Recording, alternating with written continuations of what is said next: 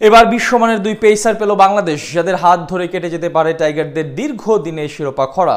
সমস্ত বিশ্বের শক্তিশালী দলের বিপক্ষে একের পর এক চমক দেখিয়ে তারা যেন সেই স্বপ্নই দেখাচ্ছে দেশের ক্রিকেট পাড়ায়। এদের একজন পুরোদস্তুর পেসার হলেও অন্যজন পেস অলরাউন্ডার, তাই দুজনেই হতে পারেন জাতীয় দলের ভবিষ্যৎ ট্রাম্প কার্ড। শীঘ্রই জাতীয় দলে আসতে যাওয়া এই দুই পেসার নিয়ে বিস্তারিত জানবো প্রতিবেদনে।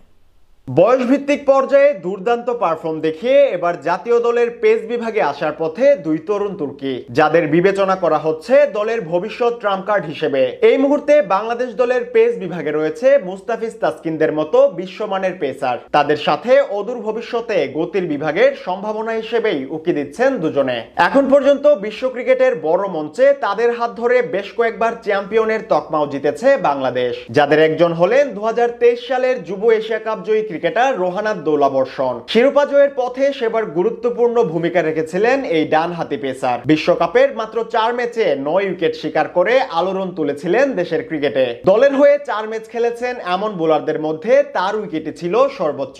আন্তর্জাতিক মঞ্চে তার এমন পারফরমেন্সই বলে দেয় লাল সবুজের দলে পেস বিভাগের নতুন সম্ভাবনা হওয়ার পথেই হাঁটছেন তিনি। তার সামনে আছে মুস্তাফিজ তাসকিনদের শিবিরে যুক্ত হওয়ার হাতছানি। যদিও সবশেষ গত বছরের ডিপিএল এ কয়েকটি ম্যাচ খেলার পর পরবর্তী 15 মাস ধরেই লড়াই করছেন ইনজুরির সঙ্গে। তবে আশার বিষয় হলো এখন পুরোপুরি ফুল রিদমেই বল করতে পারছেন এই পেসার। তাই আসন্ন এনসিএল টি20 দিয়েই আবারও মাঠে ফিরবেন তিনি। ভবিষ্যতে জাতীয় দলের জন্যও যিনি হতে পারেন সম্ভাবনার প্রতীক। এদিকে দেশের ক্রিকেটে স্পিন অলরাউন্ডারদের বিভাগও বরাবরই এগিয়ে, তবে সামর্থ্যবান পেস অলরাউন্ডারের ঘাটতি এখনো চোখে পড়ার মতো। যেখানে আশা দেখাচ্ছেন দুর্দান্ত এক পেস অলরাউন্ডার, যিনি বল হাতে যেমন গতির তুফান ছুটান, তেমনি ব্যাট হাতেও খেলেন বড় রানের ঝড়ো ইনিংস। বলছিলাম অনূর্ধ্ব 19 দলের যুবা ক্রিকেটার রিজান হুসাইনের কথা। সম্প্রতি ত্রিদেশীয় সিরিজের ফাইনালে দক্ষিণ আফ্রিকার বিপক্ষে ব্যাট বলের অসাধারণ পারফরমেন্স দেখিয়েছেন 19 বছর বয়সী এই তরুণ। রীতিমতো একা হাতেই দলকে চ্যাম্পিয়নের শিরোপা জিতিয়েছেন তিনি,